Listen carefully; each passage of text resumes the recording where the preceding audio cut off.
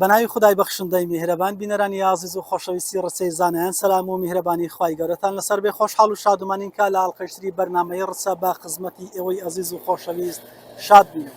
بۆڵکە ئەمجارە هاتوونێتە مەهاباتی ڕۆژهەڵاتی کوردستان، شاری قازی محەممەد، شاری شاعران مەحوی وەفایی مامۆستا هەژار و قانع،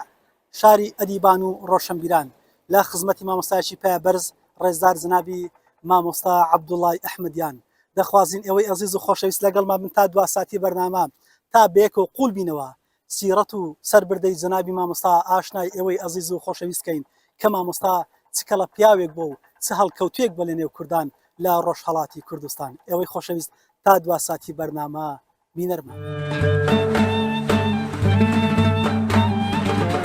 مامۆستا مەلا عەبدوڵڵای ئەحمەدیان. مامۆستا مەلا عەبدوڵڵای ئەحمەدیان ساڵی 1312 هەتاوی لە ئاوایی دەرمان لە ڕۆژهەڵاتی مەهاباد هاتۆتە دنیا. ساڵی 1318 لە لای مامۆستای ئاوایی کانی ڕەش مەلا سەید هاشمی حوسەینی سەرەتای خوێندنی دەست پێ کردووە. ساڵی 1324 هاتۆتە مەهاباد. ئەو کاتە تەمەنی 13 ساڵ بووە لە مزگەوتی هەباساغە بۆتە فەقێ لە لای مامۆستا مەلا سادق. ئەو ساڵە لە مەهاباد کۆماری کوردستان دامەزراوە. بڵاوبوونەوەی ڕۆژنامە و گۆڤار و کتێب بە زمانی کوردی تاقی حوجرەی فەقێکانی مەهاباد دادەگرێ بە بەرخوێندنی حوجرە. بڵاو کراوە کوردیەکان دەخوێنێتەوە. فەقێ عەبدوڵڵایی تا مەزرۆی خوێندن و خوێندنەوە لەو دەرفەتە بە باشی کەڵک وەردەگرێ. ئەو بارودۆخە شوێن لە سەربیر و هەستی دادەنێ. دوایی ڕوو لە حوجرەکانی تری ناوچەکە دەکا. سەرەتا دەگەڕێتەوە کانی ڕەش و دوایە لە تازە قەڵاو بۆکان و باڵچی مەریوان و حەمامیان لە لای زانایانی ئەو کات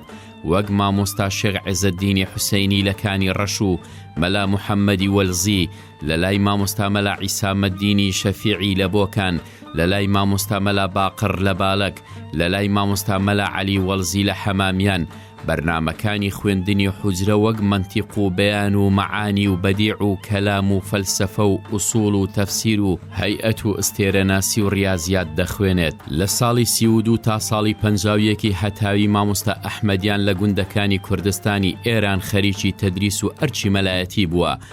ماوەی 20 ساڵ بەهێز و توانایی ورەی تەواو لە گوندەکانی زەنبیل، باغلوجە، شێخاڵی، قۆزلوەی گەورک ئەرچی مەلایەتی و تەدریسی لە ئەستۆ بووە.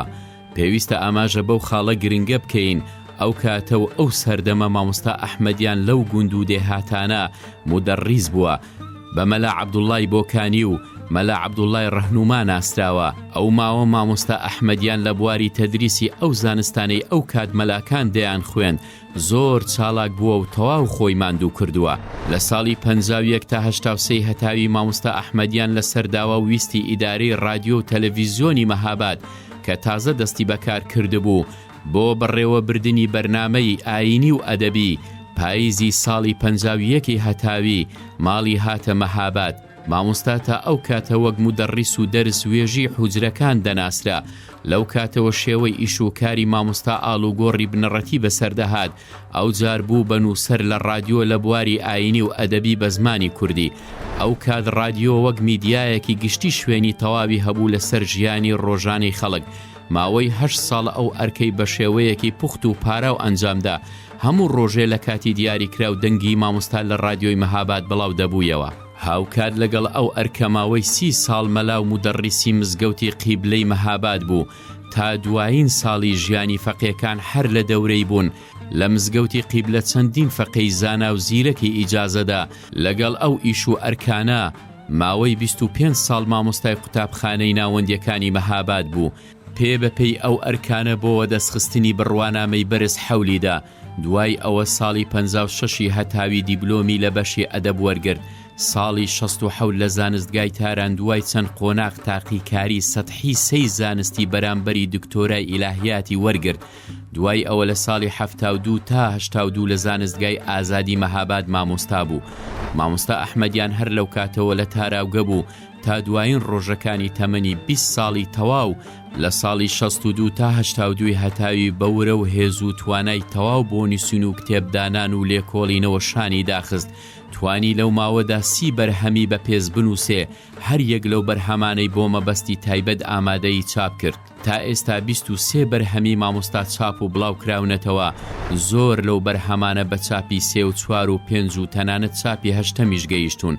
جیا لەو بەرهەمانە نزیک بە 200 وتاری ئەدەبی و لێکۆڵینەوەی مامۆستا بە زمانی فارسی و کوردی لە گۆڤارەکاندا بڵاو کراونەتەوە. 30 بەرهەمی بە زمانی فارسی و کوردی و عەرەبی پێشکەش بە کۆمەڵگەی خۆی کرد.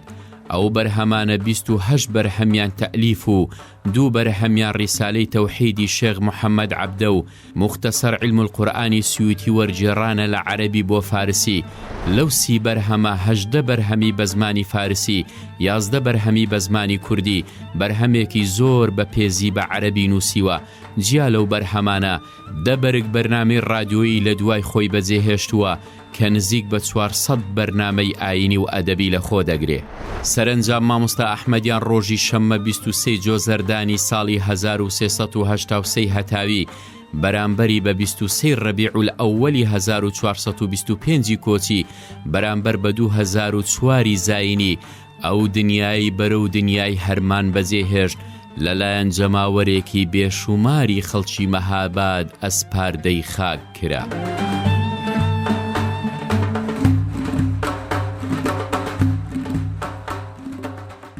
بەڵێ بینەرانی عزیز و خۆشەویستی ڕچا دووبارە سلامی خوای گەورەتان لەسەر بێزان. هەڵبەتە جەنابی مامۆستاکە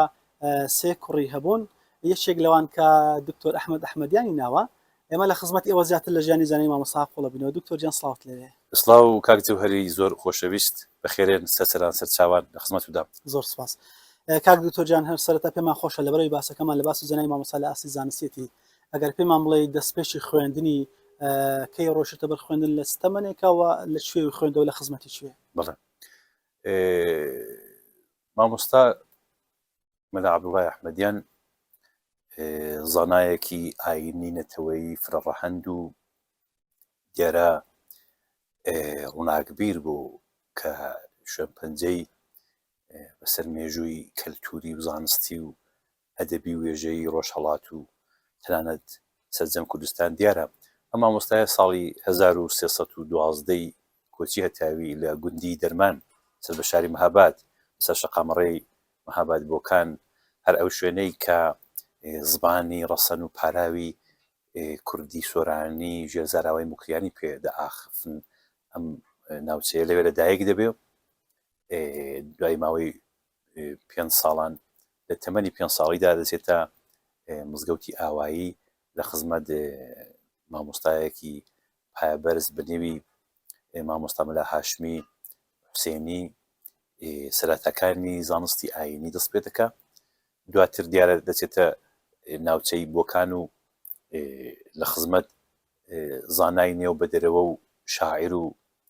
دیارە کەسایەتی پایەبەرزی ڕۆژهەڵات زانا عەلامە مەلا عیسامەدینی شەفیعی دەست بە درێژە دەدا بە خوێندنی ئاینی منتیق و کەلام و دیارە علمی بەلاغە و ئەم زانستانە. دواتر لە گوندی شێغلەر لە خزمەت مامۆستا مەلا حەسەنی شێغلەر کە مامۆستایەکی زۆر پارێزگار و بە تەخوا و خواناسێکی زۆر ناودار بۆ درێژە بە خوێندن دەدا. هەروەها لە سنای لە مزگەوتی دارولئیحسان ماوەیەکی کەم لە خزمەت مامۆستا مەلا مەحموودی موفتی ولی ماوەیەکە کەم بووە خوێندنی زانستی لە بواری زانستەکانی عەقڵیدا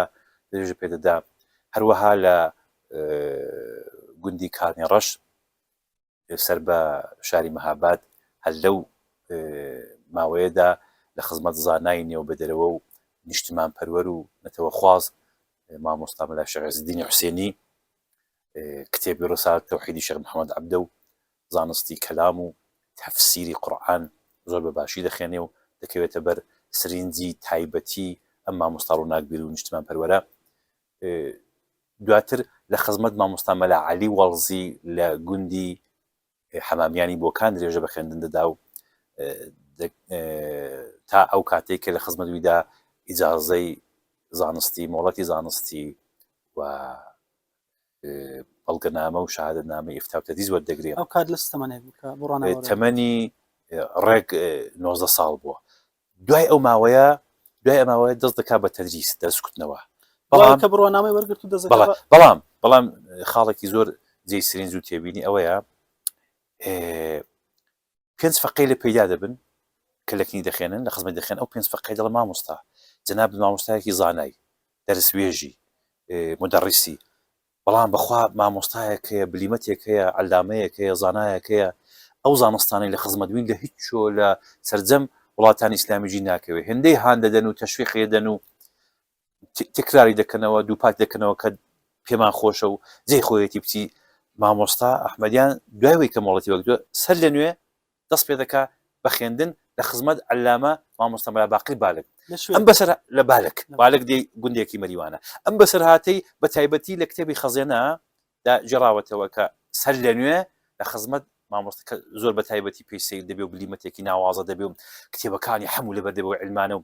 کتێبی زۆر سیر و ناوازی لەکن دەخێنێ بۆ وێنە لە علمی کەلام و فەلسەفەدا ئەمە کتێبێکمان هەیە شەرح مەواقفی 8 بەرگی گەورەیە شەرح مەواقف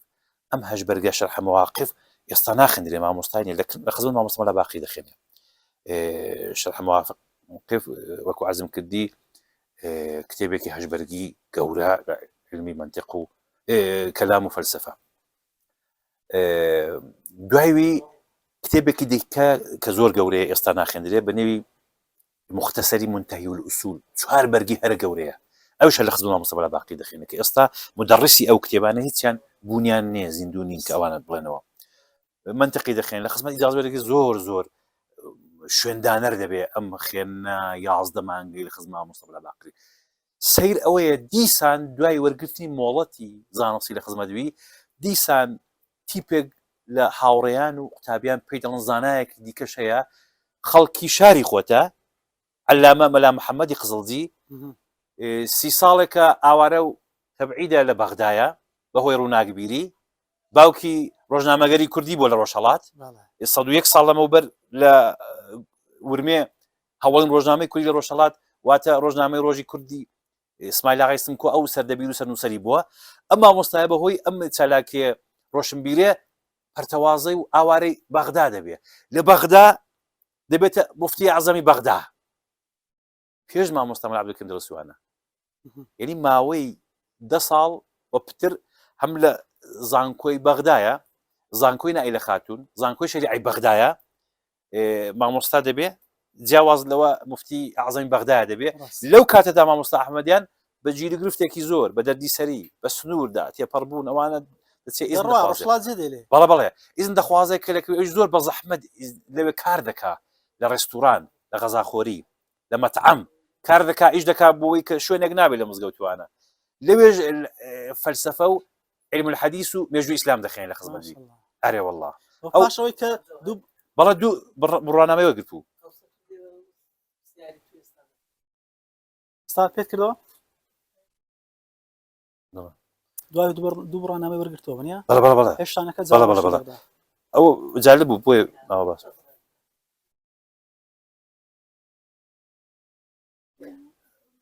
ئەو پێیا بێ بەس بێ این کۆتایی پێبێ ئەو چی هادی فەرموو ئەوەی ئەو قسەی دەڵێمەوە زۆر باشە لەوێ ئیجازە لێ وەردەگریان هەر بەس دەرسەکان دەخوێن تاو ئیجازەی ئەوە دەگرێ بەڵێ زۆر هەوڵیدا ئەو مامۆستا مەلا محەممەدی قزڵجی زۆر گەورەیە هەلام عەرزت دەکەم کە شاگردەکانی چێ بوون مثلا پرۆفسۆر مستەفا عەبدولحەمید محسین عەبدولحەمید زیندوویە زۆر مهمە ئەوە قوتابی ئەو عەلامە قزڵجی بووە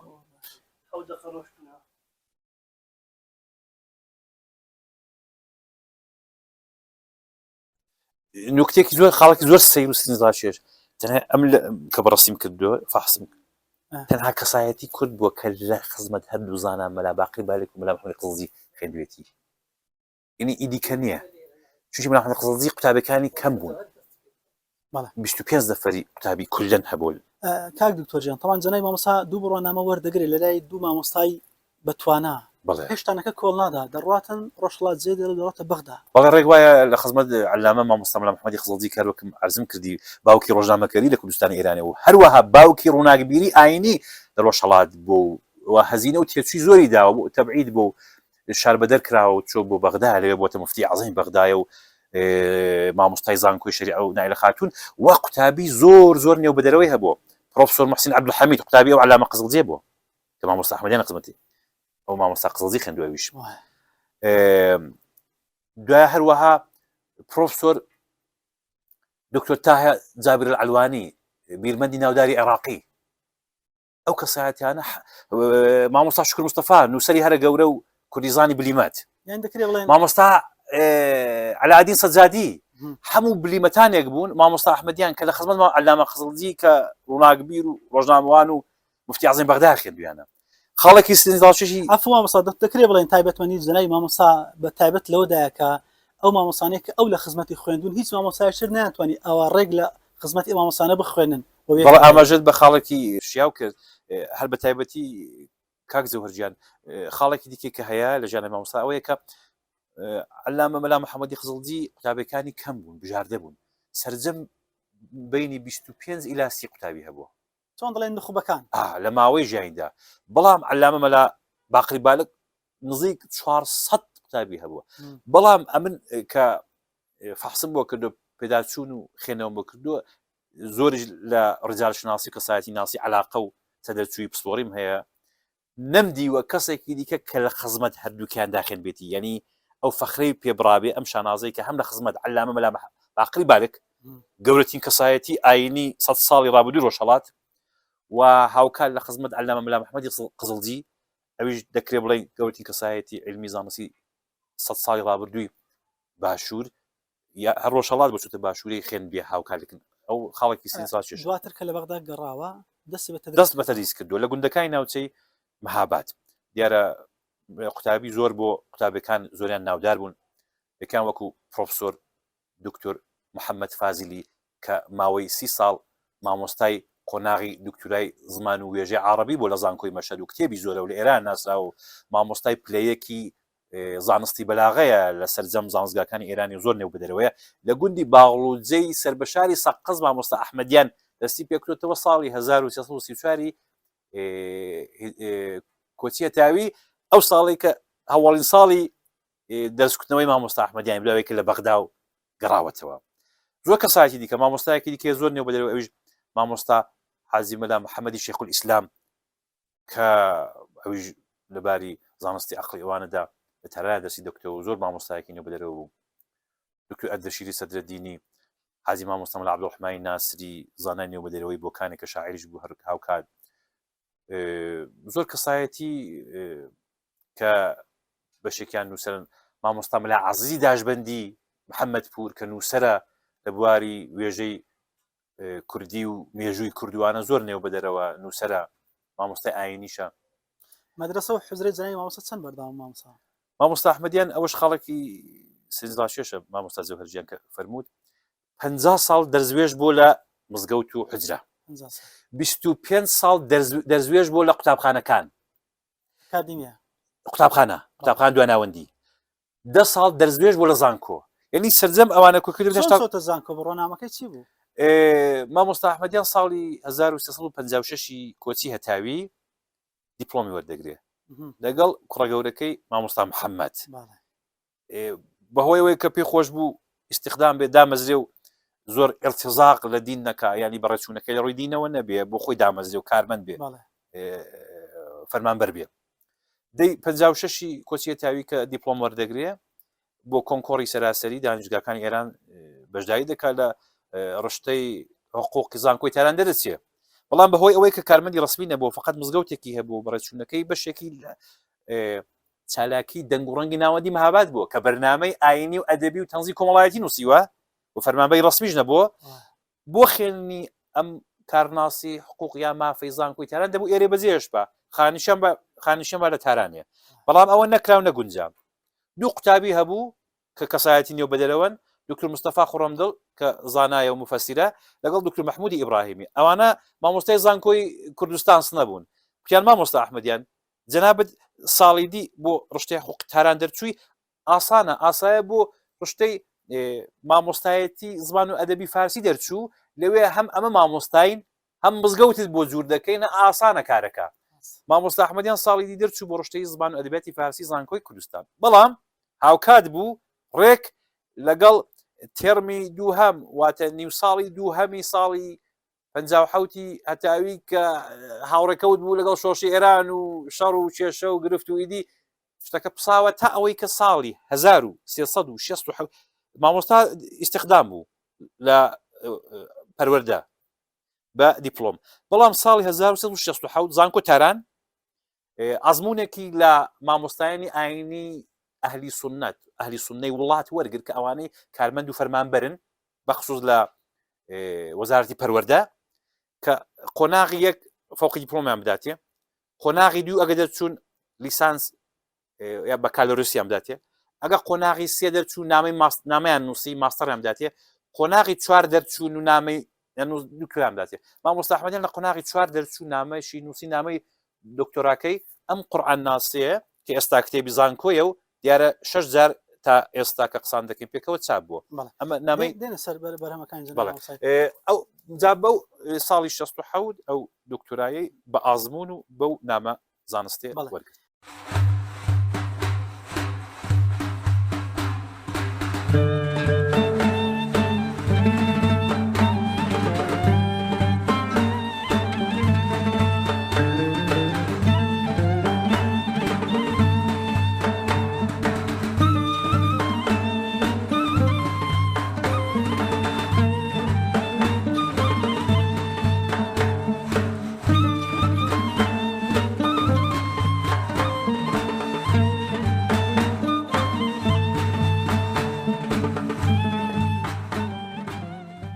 بەڕێز مامۆستا مەلا سەعید ئەشکەوتی یەکێک لە هاوڕێ دێرینەکانی جەنای مامۆستا هەر ئەوەم پێ بڵێ کە چۆن بوو بە خزمەتی جەنای مامۆستا گەشتی ئەو ڕەفیقایەتان چۆن دروست بوو بەنێ خولای گەورە من هەر لە مێژە لە خدمەت مامۆستاییدا هەمە هەر ئەو کاتە کە مامۆستا بوو لێرە لە مزگەوتی قیبلە لە مەهاباد و منیش دەورانی ئەوایلی ئیمەلایەتیم بوو من هەر لەو دەمەوە بە خدمەت مامۆستا گەیشتمە و جارە و جار و خۆشبەختانە من ساڵەهایەکیش لە خدمەتیدا هەبووم بە عنوانی دانیشتجوو لە دانشگا مامۆستا دەرسی دەکوت و دواتریژیتی من لە مەدارسیشدا لە خدمەت مامۆستادا بووم هاتووکمان بە عنوانی مامۆستای قوتابخانە دەرسمان دەکوت و من زۆر ئیستیفادە لە هەڵسوکەوت و عیلمی مامۆستا و ئەخلاقی مامۆستا کردووە حدقەت دەگەڕێتەوە بۆ 20 ساڵان ینی پێش فەوتی مامۆستا من 20 ساڵان شناختم لەسەر مامۆستا هەبووە و ئیستیفادەم دەکردو بە شێوەهای جۆرا و جۆر و هەم حزوری و هەم ئیستیفادەم لە کتێبەکانیشی کردو و ئیستیفادەم لە ئەخلاق و ئەوانەشی دوور ئەمە لە خزمەتی جەنابی مامۆستای ڕەحمەتیە هەم لە ژیانەکەی هەم لە پایەی بەرزی زانستەکەمان کۆڵیوەتەوە بەڵام بڕسن کە هاوشان و هاوڕێ و ڕەفیقی مامۆستا بوونا حتمما علم بێ ئەخلاق ئیدی ئەوە نایە بەڵام ئەستی ئەخلاقیشی زۆر بەرزیە بۆ ئەگەر ئەخلاقیەتی مامۆستا لە بەڕێستان بپرسم یعنی لە چۆن لە چ ئاستێکی ئەخلاقیا بوو مامۆستا عیزەتی نەفسی زۆر بوو و لەسەر کار و بار و شتیواش زۆر تەوانا بوو و سوور بوو لەسەر کارەکانی خۆی هەر ئەوە بوو کە مامۆستا ببوو بە ئوستادێک ئەس جملە من جارێکی هەر لە مەدرسە لە خدمەتیدا بووم هەمیشە زەنگی تەفریح من چایەکم بۆ مامۆستا دەهێنا و چایەکی بۆ خۆم و لە خدمەتیدا دەنیشتم زۆر ئیستیفادە لێ بکەم هیچێک لەو جارانە من لە خدمەتیدا کە دانیشتم وتم مامۆستا پێم خۆشە بزانم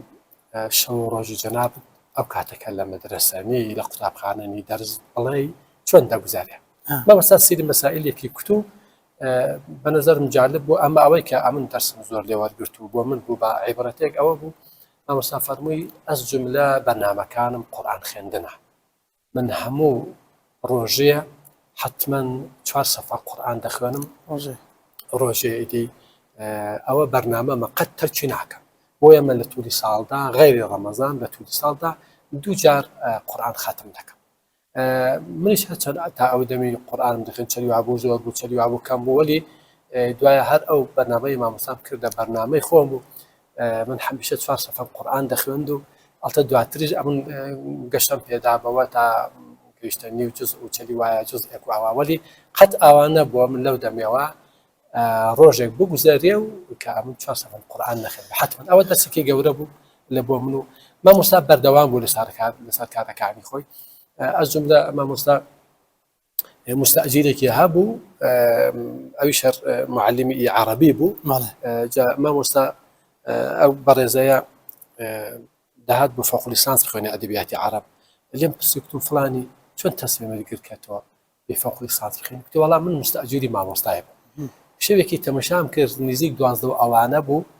هاتمە حەسارەت تەمەشام کرد مامۆستا هەروە چرای دایسێ و هەر خەریکە ئەمیشتم جا ئەوە من جوان بوو مامۆستا پیرێکی 70 ساڵەیە تقریبان هەر خەریکە باشە چۆن ئەمن خەریک نەبوو ئەو بەڕێزەش گوتی وەڵام من دەرسم دێ وەرگرت لە مامۆستایە گوتم ئەمیش دەبی دەرسی کردداری دەرسی کردداری دەرسی ئەخلاقی گوتی وەڵام ئەمیشتم دەبی ئیدامی تەحسیل بدەم وەڵا هات ئەویشت ئیسفادەی کرد و ئەلحەمدولیلا خوێندیشی و بۆ دەورەی یعنی مامۆستا بوو کە لە کاتی با بنێن فرسەی وانەکانیشە ئیدی خەڵکانێک تەمەنی ئەویان دەقۆزیە بۆی کە دەرسی لێ وەربگرن ئامادە و بۆی کەم کاتەکانی تەرخانکە بۆی کە هەم کردداری هەم گفتاریشی هەم دەرسەکانیشی دەرزێ بە خەڵک مامۆستا یەکێک لە ئەخلاقە جوانەکانی ئەوە بوو کە ئەو علمەیەکی هەیبوو سامان یافتا بوو بەمعنە منەظەم و مڕەتەب ئمە لە دانشگایەکە ترمێکی لە خدمەتیدا بووین ئازە دانیشتجوویەکمان هەبوو لە شارە دوورەکان ڕادەهات وەکو شن و پیرانشار و سەردەش و ئەوانە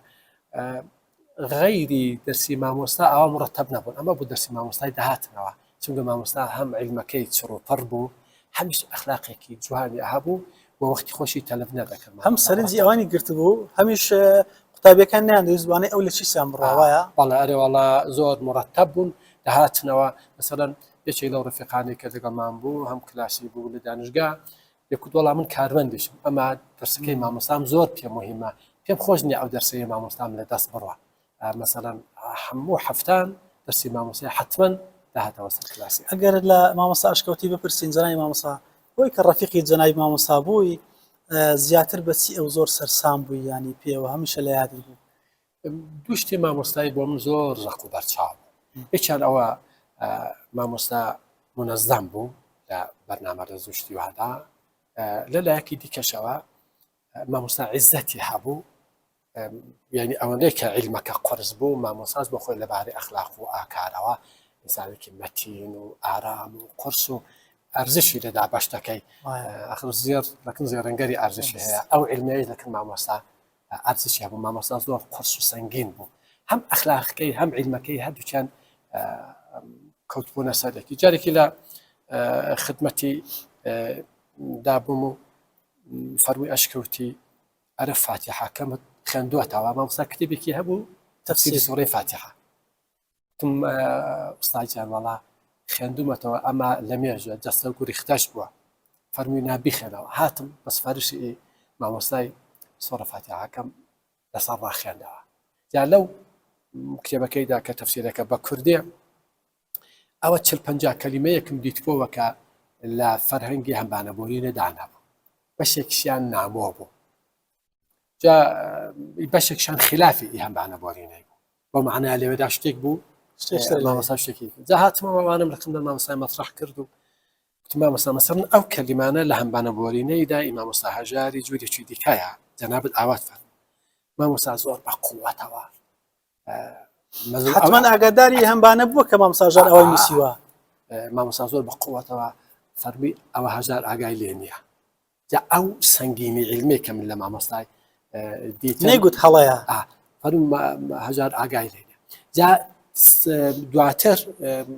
ساڵێک دواتر بووی ئاوا لە جەلسەیەکی بووین کاکە ئەحمەدی قازی لێ بۆ بەڕەحمەت بێ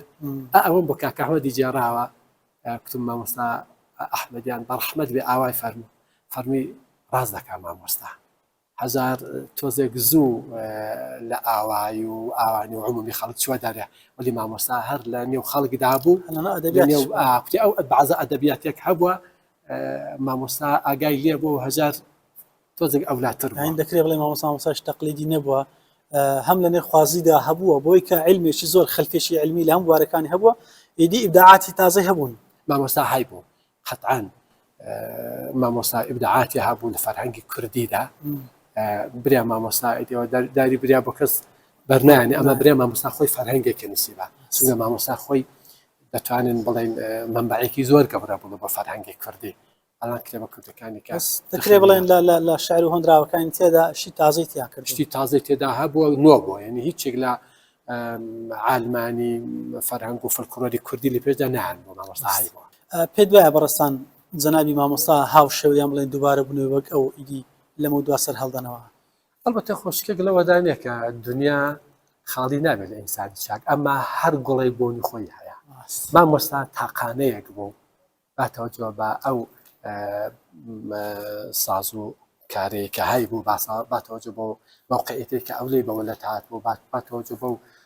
شەرایەت و بیئەیە کە ئەو تێیدا بوو دەتوانین بڵێ منحەسیب بە فەردا شاید گوڵێکی دیکە وەکو مامۆستای پێدا بێتەوە ئەما تام بۆیەکی دیکەی هەبێت ئەمە وەکو ئینسانەکان هیچ چەند تکرار نابن ئەوڵا ڕەنگە مامۆستاش تکرار نەبێتەوە ئەمە گوڵی دیکە پەیدا دەبێ و عالمی دیکە پەیدا دەبێ و ئومێدمان ئەوەیە کە ئینشاءڵڵا مامۆستا بەشێک لەو شاگردانێکە هەی بووە ئینشاءڵڵا بتوانن جەمع بکەنەوە بەینی ئەخلاق و عیلمەکەی مامۆستا و وەشتە هەیەکی نوێی دیکە شێرەگەڵ خەن بەڵکە ئینشاءڵڵا سپاسی جەناب دەکەین مامۆستا حەزەتماندای زۆر ئەگەر شتێکمان بێت جەنابی مامۆستا یاشکەوتی بۆ مامەڵەی سپاس دەکەم والله هەردوای خێرم بۆ ئێوە هەیە و یا ڕەبی خودای گەورە ئەمساڵی مامۆستا ئەحمەدیانی زۆر کا و خوا دەرەجەی عالی کە ئینشاءڵڵا بێگەێنێتە بەهەشت بەرین و خوا ئینشاءڵڵا ئەو فکر و بیر و بۆ چوون و سەوادەیەکە هەیەی ئینشاءڵڵا خوای گەورە گەشەی پێ بدا و ئینشاءڵڵا شاگردانی وی بتوانن ڕێگاکەوی ئیدامە بدەن.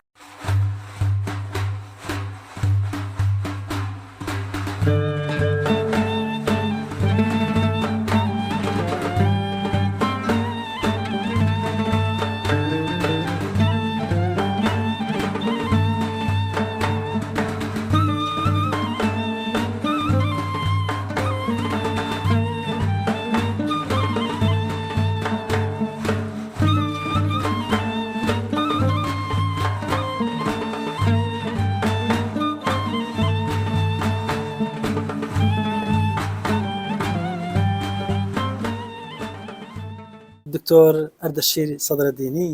بەڕێژان کە یەکێک لە قوتابیەکانی جەنابی مامۆستاکە لە خزمەت ئێوە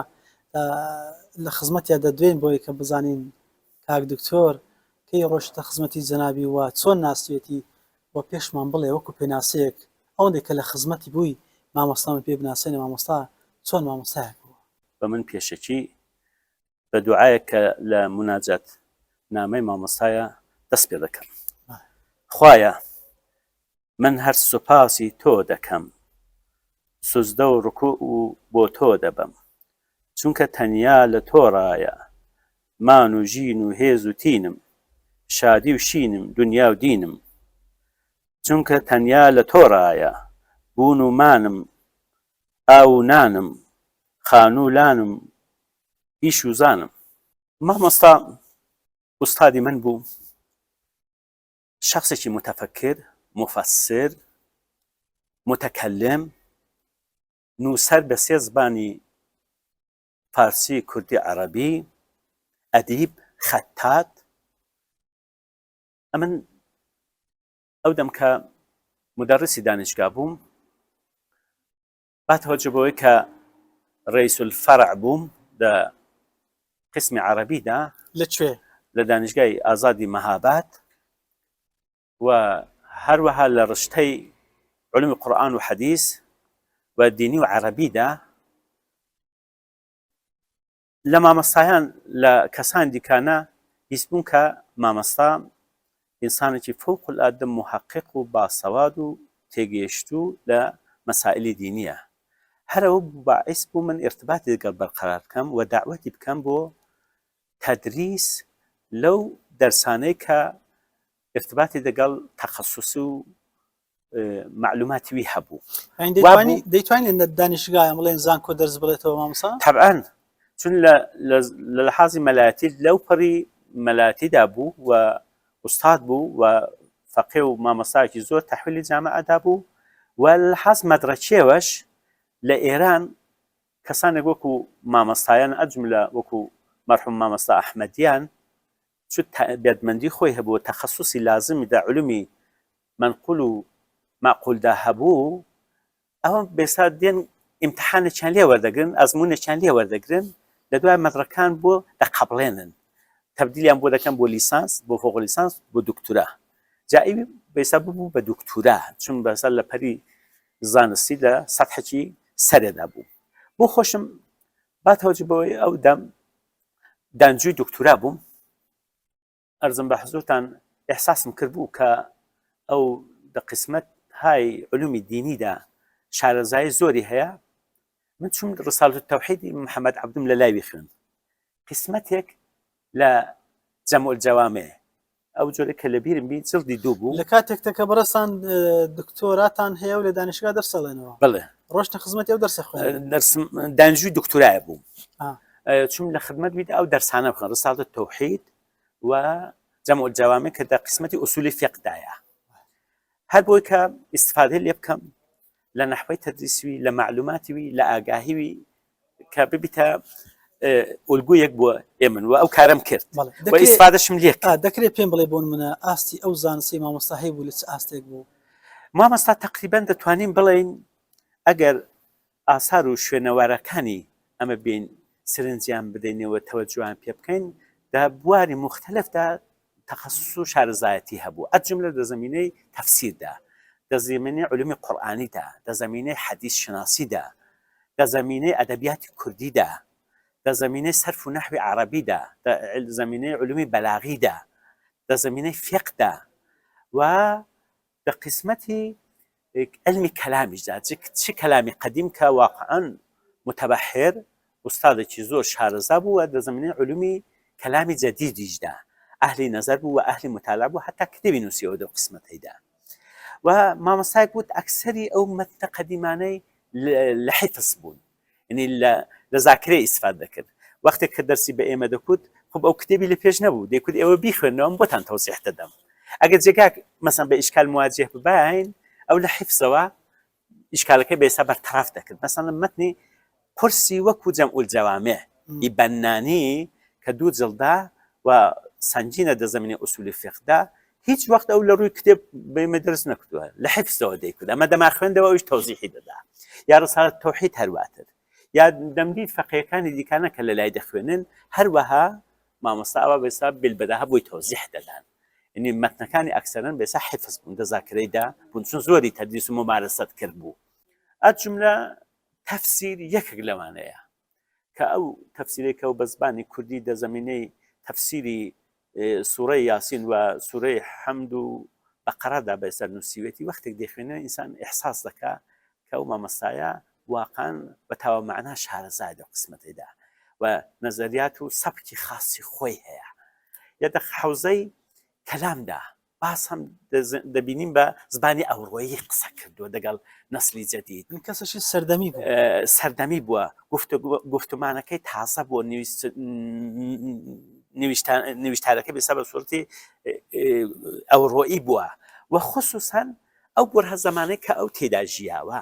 دەتوانین بڵێن هەموو حاصلی شەرایەتێک کە دە مەندەقەی مەدا دە ئێراندا دە مەنتەقەی کوردستاندا هاتووتە پێش ئەو شەخصە وێچوەیە بێسا هێناوەتە دەرێ کە ئەو پوختە و پاراویدا هەر زەمینەیەکی علمیدا ئەلاڕمیەوە بۆ خۆتان دەزانن مەنتەقەی کوردنشین ئەرزم بە حوزان مەحروم بووینە لە زۆر شت ئەو لە هاتووە لە دێهاتێک زیندەجی کردووە لە دێهاتێک مامۆستایەتی کردووە فەقیهاتی کردووە ئەرزم بەکە ئەو ئیمکاناتێکە ئەوڕۆ بۆ ئێمە فەراهەم نییە هەیە بۆی بێسا فەراهەم نەبووە ئەلاڕەمی ئەو کەمبوودی ئیمکاناتە مەسا ئەو شخصیەتە وەزین و بەقەدرەی لێ هاتووەتە دەرێ دکتۆر سەدرەدینی ئێستا تکرێ پێمان بڵێ لەو سایە جەنابی مامۆستا فەرهەنگێک بە بۆ خۆی ینی لەو دەڤەرە لە ڕۆژهەڵاتە بڵێ وانە ئەنی دەڤەرێک پڕێتی لە نەواقیس پڕێتی لە خوڕافیات پڕێتی لە کەم علمی بۆن منە لە کاتێکدا ئەو وەکو چرایە وەکو مۆمێک کە داگیرسا لە هەموو بوارەکانە لە سەردەمیانە ئیدی چۆن ناوباسەکانە یعنی وای خەڵک ڕۆشن کردەوە بەرچاویان بە شێوێکە وەکو ئەوەی کە لە هەموو بوارەکانە پڕزانست بووبن ئەزمازە قسمەتێک دەگەڕێتەوە بۆ ئەوەی کە مامۆستا واقعاً ئەو جەهەدەهەیە کە پێدراوە لە ناحیەی ئیمان و ئێعتقادێک کە هەیبووە هەستێکی خدا باوەڕانەی کە تێدا هەبووە ئەو جەهەتەی داوەتە بەوی ئەو ئەلاڕغمی ئەو هەموو مشکلاتی ئەو هەموو مەسائلە ئەو هەموو نەواقیسەی ئەو بێتە دەرێ و ئینسانێک بۆ بێسا یەک ڕوو بووە چەند ڕەنجی نەبووە شخصیەتێکی بێستا مستەقیلی هەبووە ئەو ئەلاڕغمیەوەی کە دەبینی ئەو هەموو فەراز و نەشیبەی کۆمەڵایەتی کوردەواری جەریانها و نحلەهای مختلف کە هەیەی هیچ وەک مامەسا بۆ عنوانی شخصیەک کە ئیفراتی ببیت و بە زبانێکی ئیفراتی بێت لە بیر و باوەڕ و عقیدەی خۆی بێسا دیفاعکە ئەوان نەچۆتە پێشێ بۆ عنوان ئینسانێکی متعادل منطقی ئەو چۆتە پێشەوە استفادەی کردووە لە ئامۆزەهای دینی و لە جگای خۆی بێستا هاتووە کەڵکی لێوە گرتووە و استفادەی لێ کردو بۆی کە تەرەفی بێستا متقاعدکە بۆ خۆت دەزان لە نێو کوردەواریدا جەریانهای زیدی دینی ناسیۆنالیستی بێباوەڕی ماوەیەک بێستا پەرەیگر بوو کە حزبی توودە و دەمی بێستا حاکم بوو لە منتەقەی دنیا کوردەواری بێستا ئیلحادگەرایی و لەو تەرەفیش مەذهبی سنەتی لە قالیبی سۆفی گەرایەتیدا مەسەڵەن دەبینی مامەستا کە ئاشنا بە ئەو ئەوزاق و ئەحواڵەی بووە وانە بۆ خۆی دەرگیر نەکردووە دەگەڵ ئەوانە مستەقیمەن کە مەسەڵەن ببیتە بڵم چی پێشاهەنگێکی نەزمی نوین یا پاسارێکی مەسەڵەن نەزمی قەدیم بیت هاتە بە زبانێکی ئارام منطقی بە هەدەفی خۆی گەیشت ئامانجی هەبووە شوبهاتە کە ئیلقا کراوە دە جامای کوردەواری لە طریق ئەو بێدینانە و مولحیدانە لە طرف ئەو کەسانە بێسە کەچفەهم بوونە دینی چاک حاڵی نەبوونە هاتووە بە زبانێکی زۆر ئارام لە قالبی مەقالەدا لە قالبی خوتبەهای جومعەدا خوتبەهای تایبەتمەندی مزگەوتەکاندا لە قالبی کتێبدا بێساوە هاتووە بەیانی کردووە.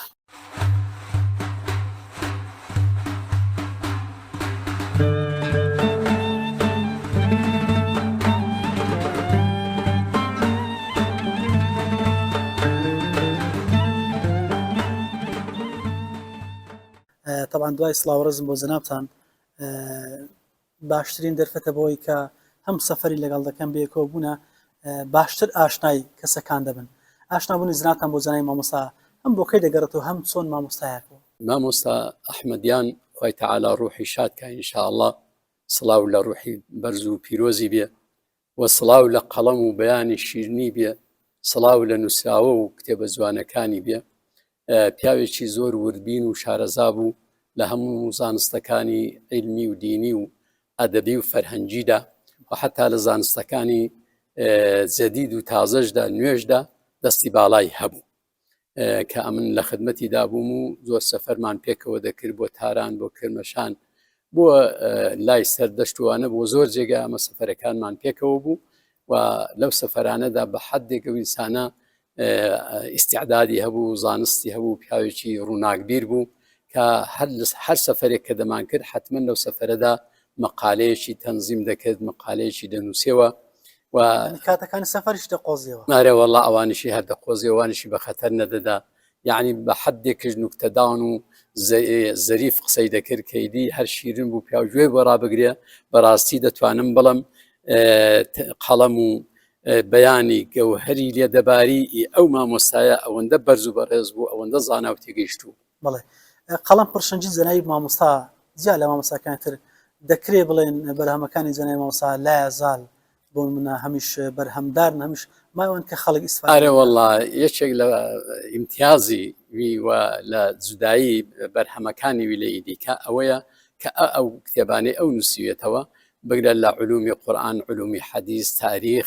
وتحلیل و تەجزیەی ئەحواڵی شخصیەتهای مهمی دینی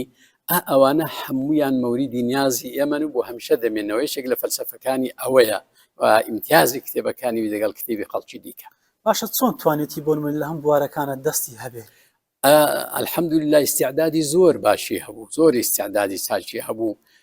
ینی لە زبانی کوردیدا لە زبانی عەرەبیدا لە زبانی فارسیدا کە تەسەلوتێکی تەواوی هەبوو بەسەر ئەو زبانانەدا و تحقیقاتێکی زۆر جوانیشی دەکرد ئینسانێک بوو بەڕاستی شەو و ڕۆژ هەر خەریک بوو ینی بە حەدێک عەلاقەمەند بوو بە عیلم و زانست بە بڵاوکردنەوەی زانستەکان ئیدی زۆر بە کەمی وا بوو بۆ خۆی حتا ئیستراحەتش بکە ئەکسەرەن هەر قەڵمی بەدەستەوە بوو دەنووسی ینی حتا ئەو ڕۆژەی کە نەخۆشیەکەی زۆر سەخت بوو قەڵەمی لە دەست نەکەوت. ئەو جگە لە زانستەکان بڵم لە هەمان کاتە لە فەرهەنگیات و ئەدەبیاتی جەنای مامۆستا دەستەشی باڵای هەبوو ئەو چۆن بوو؟ وەڵا جا دەتوانم بڵم لە ئەوجی خۆیدا بوو زۆر باڵا بوو حتا ئینسانێک بوو هەڵگری بیر و باوەڕی نیشتمان پەروەری و زۆری خدمەت بە زبان و فەرهەنگی کوردی کرد و ئەو مەجەلانەی کە لە کاتی خۆی بڵاو دەبوونەوە زۆریان لاپەڕەکانیان بە مەقالەی مەرحومی مامۆستا ئەحمەدیان دەرازاوە. سەفەرت لەگەڵ کردوون مامۆستا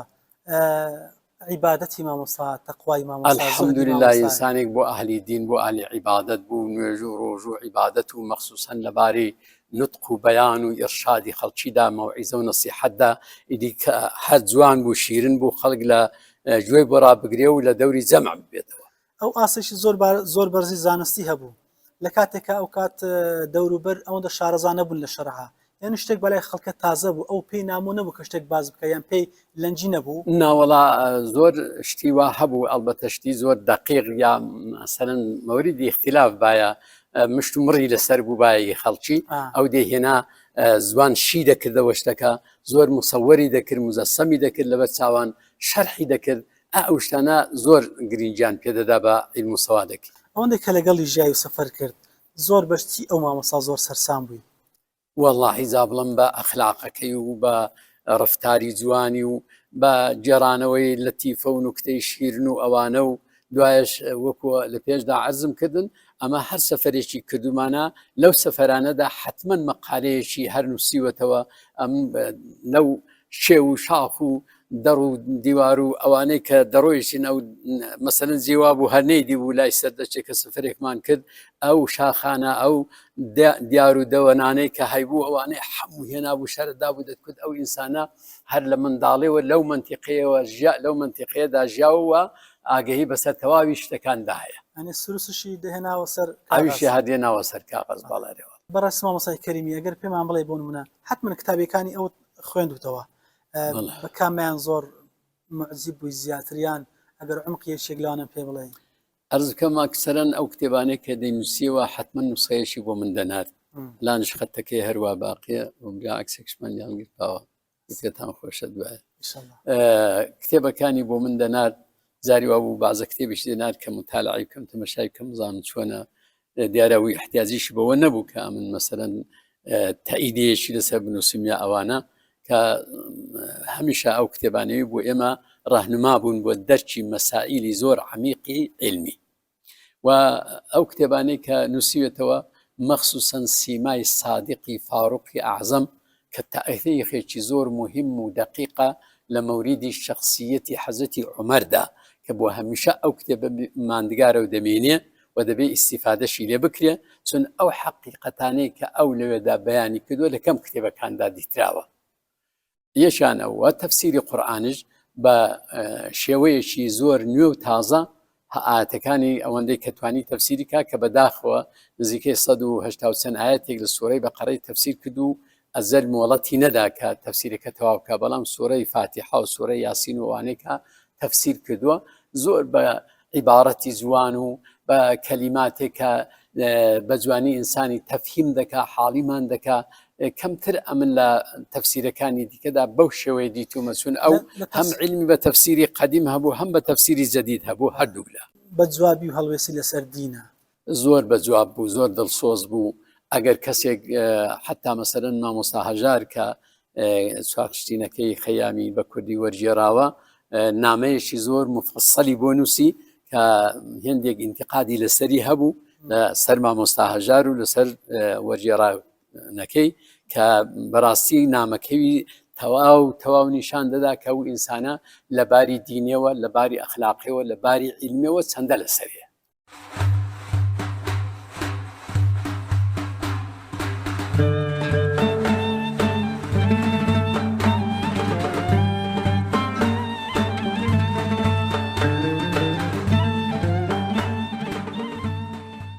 بەرهەم و ئەسوارەکان جەنای مامۆستا لە دوای خۆی جێ هێشتن و هەیبوون. بەڵێ کاک زەوهەرجان ئەوەی لە ڕادە بە دەرگرنگایەتی هەیە و لە سەرجەم مێژووی ژیانیدا لە بەشەکانی دیکەی گرنگایەتی ڕادە بەدرێ وەک باقیات و ساڵحات وایە و کەسایەتی مامۆستا ئێستا بەوی دەناسرێ و نامەی ماستەر و دکتۆرای لەسەر نووسراوە ئەم ئاسەوارانەیە. ئاسەوارەکانی مامۆستای هەوڵین ئاسەواری کە لێی بڵاو بووە لە تەمەنی 58 ساڵیدا کتێبی سیمای سادقی فاروقی ئەعزەم واتە ژیاننامەی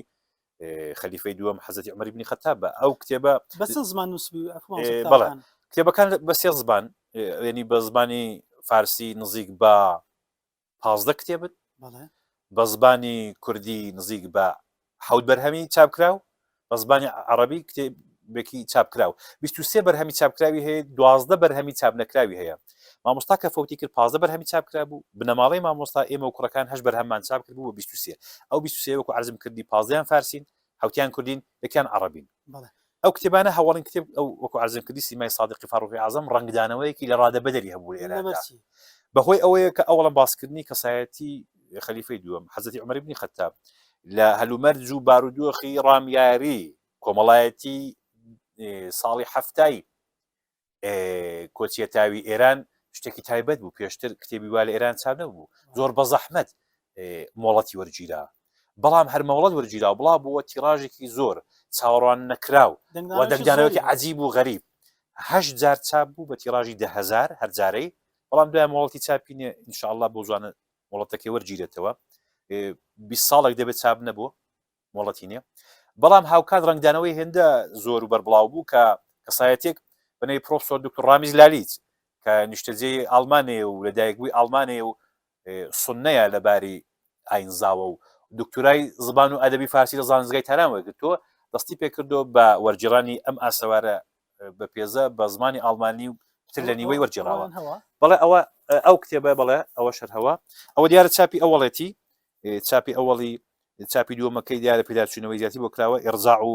هاونووس و دیارە سەرچاوی لە ڕادەبەدەر زۆرە کتێبێکی شیکارانەیە شڕۆڤەکارانەیە تەحلیلیە دەکرێت پێیان بڵێ تایبەتمەندی ئەو کتابە چییە کەەوەندە دەنگانەوەی بوو بەڵێ تایبەتمەندەکە ئەوەیە مێژوەکانی دیکە مێژوەکانی پێشتر نووسراوە زووتر نەقڵین ینی ڕێوایەتیان کردو لە مێژوەکانی پێشی کە فڵان کەس وای کوت و وای کوت مامۆستا ئەحمەدیان بە پێوەی ئەو خۆی بیرمەند بووە و فەلسەفەی خوێندە و تەدریسی کردو و منطق و کەلام و ڕیاضیاتی لە سەتی عالیدا خوێندووە لە خزمەت مامۆستا مەلا عەلی وەڵزی و ڕیاضیدان بوو بیرێکی عقلانی و منطقی و شرۆڤەکارانە و تەحلیلی هەبووە بەو بیرە منطقی و فەلسەفی و شرۆڤەکارانەوە بەس نەقڵ نەبووە ئیدی بەخۆشی ڕەخنەی تێدایە شرۆڤەی تێدایە ڕای زۆرێک لە مێژوو نووسانی ڕەت کردەوە ناکرێ ئاوا بێ بەپێ ئەو بەڵگە ئەوە دەبێت ئاوا بێ زۆر زۆر ینی زۆر زۆر شڕۆ ینی بە قسەی زۆر کەس بۆ ئاگاداری بیسەران و بینەران و جەنابەت مامۆستا جەوهەر دەبێت ئاماژە بۆی بکەم کە ساعتێک هەیە مامۆستا ناسری عەلیار کتێبێکی لەسەر مامۆستا ئەحمەدیان نووسیوە ئەو باز لەوە دەکا ئەو کتێبە نێوی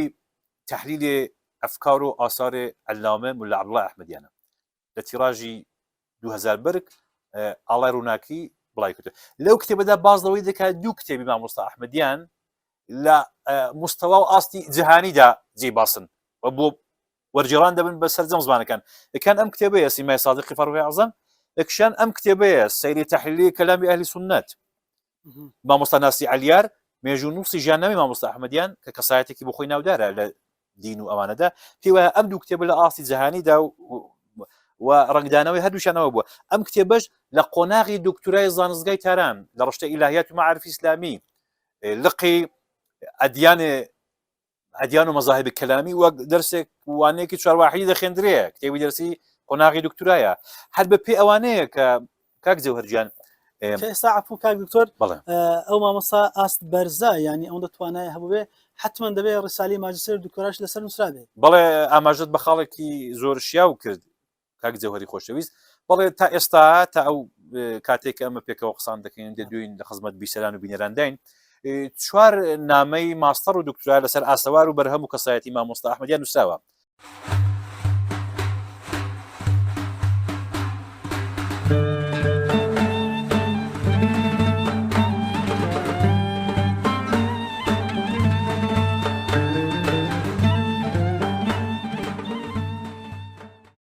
بینەرانی عزیز و خۆشەویستی ڕچەی زانان بەرنامەی ئەمجارەشمان بە پایان گەشت لە مەهاباتی شاری ئەدیبان و ڕۆشنبیران لە خزمەتی ڕێزدار مامۆستا عەبدوڵڵای ئەحمەدیان کە ڕێزدار جەنابی مامۆستا ئاستێکی زۆر بەرزی زانستی و پێگەیشی بەرزی کۆمەڵایەتی هەبوو و هەروەها لە ئەدەبیات و فەرەنجیشا مامۆستا دەستێکی باڵای هەبوو مامۆستای بەڕێز ژیان و جوهری ئەو هەم لە باشووریش و هەم لە ڕۆژئاوا لە زانکۆکان لەسەر ژیان و جوهر و تەقەڵاکانی جەنابی مامۆستا ڕسالی ماجستێر و دکتۆرا هەن مامۆستا خاوەنی دەیان کتێبوون بە هەر سێ زمانی کوردی و عربی و فارسی مامۆستای پایبەرز لە ساڵی 1933 لەدایک دەبێت و لە 2004 لە تەمەنی 71 ساڵیان لە مەهابات دڵە گەورەکەی لە لێدان دەکەوێت ئێمە خوازارین کە ڕۆحی جەنابی مامۆستا لە بەهەشتەکانی خوددا بحەسێتەوە و ژیان و ڕسالەت و پەرتوکەکانی جەنابی مامۆستا ببێتە مای ئارامی ئێمە و سوود و کەلک بۆ هەمولایەک سپاسی بینەریتانەکەین تا بێگەشتنەوە بەخوای گەڕۆ سواردن خوداتان لەگەڵ